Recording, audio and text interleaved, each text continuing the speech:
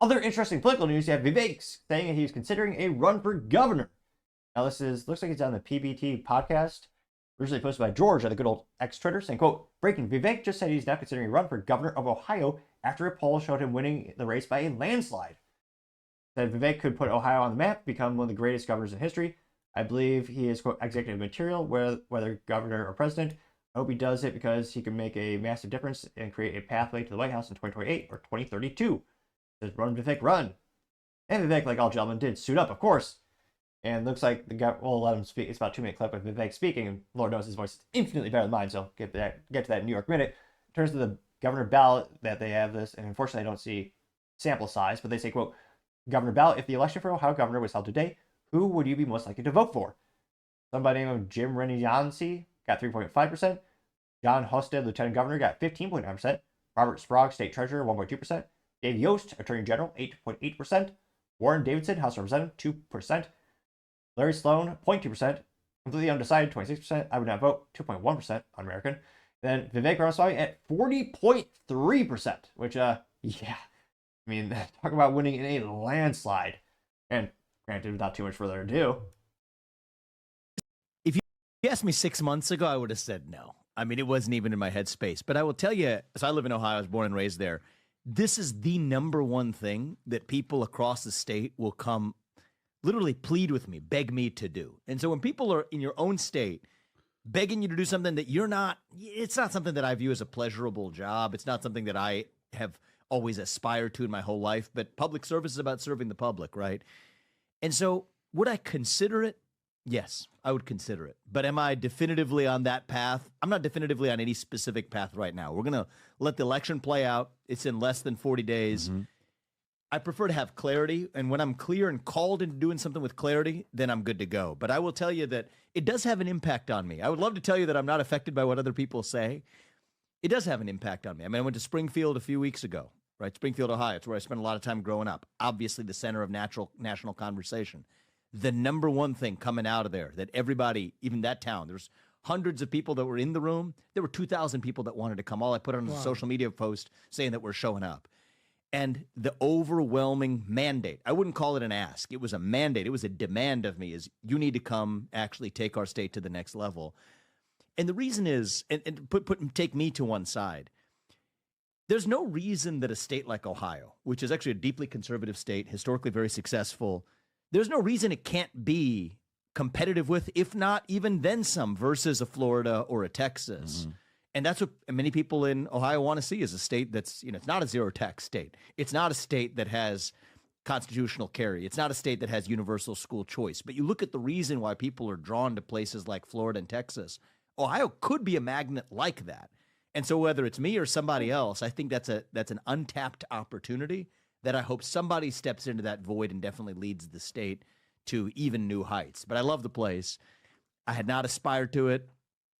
Am I thinking about it? Well, if you see stuff like this and people demanding you to, you got to give it some thought, but we'll wait till after the election. I mean, 40%? I mean, shoot, that's hard to ignore that statistic. I mean, that is the definition of a landslide. And he is right. When you look at why are people leaving California, as well as Illinois and New York? Well, high taxes, high regulation, low freedoms. Simply put, that's why they're flooding to places like great country, or some might say the great state of Texas, as well as Florida. Tennessee, they also have no income tax. They seem to be growing as well, quite successfully. I mean, those are some of the top reasons people are leaving the high tax, high regulated states. And same with businesses. I mean, we've seen hundreds of businesses move California, and allegedly one has moved there. I still need to fact check that comment I got a couple weeks ago, but yeah, Vivek, he can make some monumentous changes in Ohio. Now, this went pretty well. Got 30.4 million views and 70,000 likes. Now, in terms of my 3 cents, used to be 2 cents, but 40-year hyperinflation got adjusted to 3 cents. Should be 4, but I'm pretty generous. But nevertheless, my 3 cents on this issue. I mean, I still hope he gets some position in the Trump cabinet just to do something. I think he can make a big difference there. And again, I think he'd also have a great impact on Ohio as well. Maybe make Ohio great again or something to that effect. But yeah, part of me still hopes he has some kind of involvement in the Trump White House if that does happen. That's kind of where my thought is, because I think there are very few people who have been able to, more specifically articulate their ideals and how to actually achieve them than Vivek. I mean, That's one of the reasons back in the primary, I thought he had a lot. I thought he should have gotten even more support. And for a while, he was, number 3 in the running. Now, go to the comments section. One of the first ones comes from American Papa Bear. Says, "Quote: We're going to need him at the White House and chief of staff for the next 4 years." Getting 1.1 thousand likes. AKA says, "Let's go," getting 100 likes. Joe Moore says, "We need strong leaders like Vivek.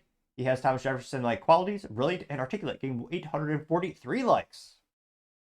Very true. Let's see. The Jenna USA says, "Vivek would be a godsend for Ohio, which is turning blue overnight due to all illegal imports," getting 159 likes.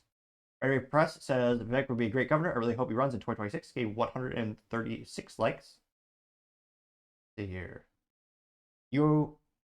Specific name, You Are Communist, says, "As it stands right now, Vivek, Vance, and Tulsi are clearly in the future as far as I'm concerned.